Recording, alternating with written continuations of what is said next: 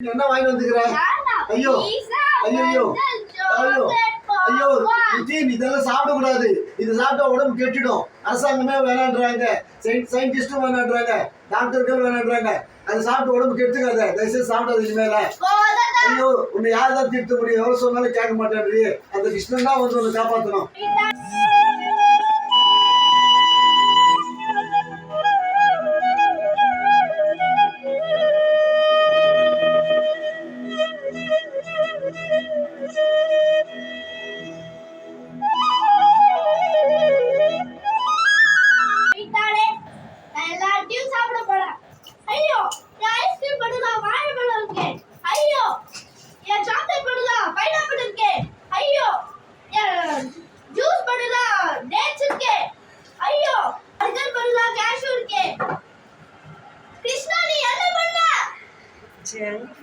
Junk food சாப்பிடக்கூடாது.